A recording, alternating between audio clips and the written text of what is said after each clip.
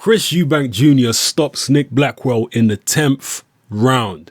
Nick Blackwell's eye was badly damaged and swollen, so the referee, well actually the doctor, stepped in on the referee's advice and decided to stop the fight. First of all, this was a fantastic scrap. If you didn't like this fight, then you don't like boxing. Simple as that.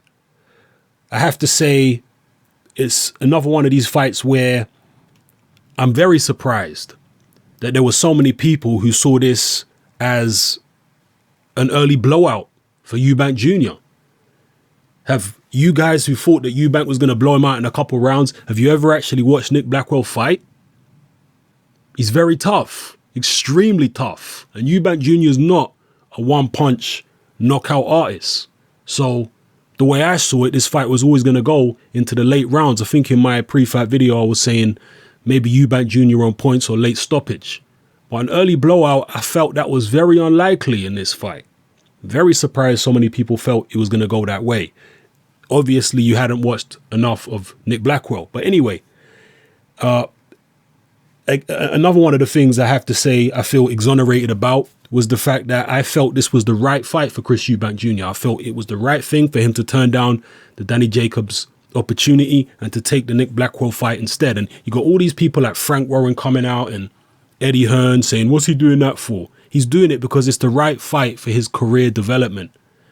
And don't get it twisted. I have my issues with the way Eubank Sr. has handled his son's career thus far. But in terms of picking this fight at this particular time, I think it was perfect. Because this was a fight which was enough of a challenge to Eubank Jr. that he'll learn from it, but not too difficult that it would damage him or dent his confidence in any way. If anything, he's going to learn loads from that fight and take loads of confidence from it. Before the fight, I felt Eubank Jr. was slightly tense because it was an intimidating atmosphere. There was Billy Joe Saunders ringside, the whole Fury team ringside who don't like the Eubanks, as well as Billy Joe Saunders' people.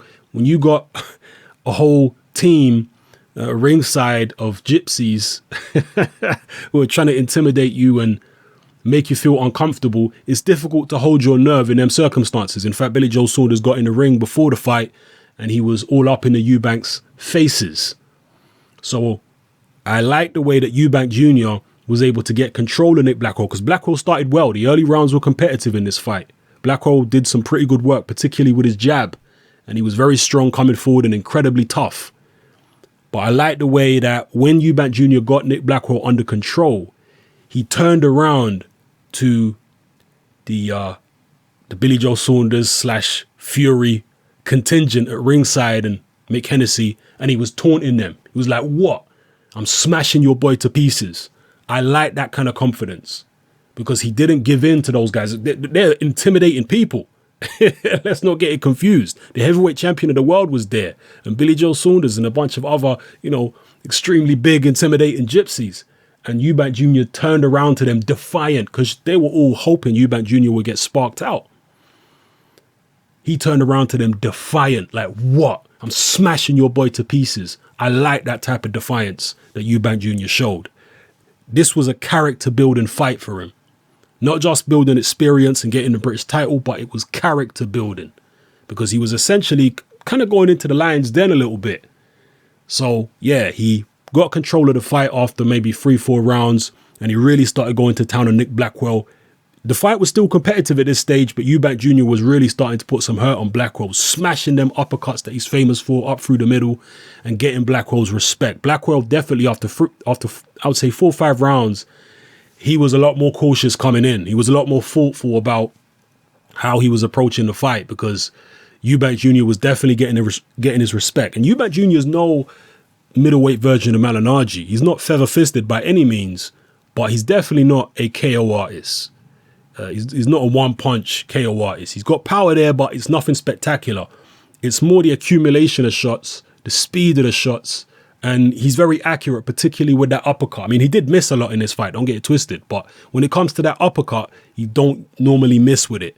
The shots he was missing were usually the wild swinging hooks, and he was, quite inaccurate with those. But when it came to that uppercut, it's a wicked shot for Eubank Jr. and he very rarely misses it. He's very, very effective with it. So, oh God, I'm watching some footage here on screen of Nick Blackwell getting taken from the ring on a stretcher. Wow. I hope he's going to be okay.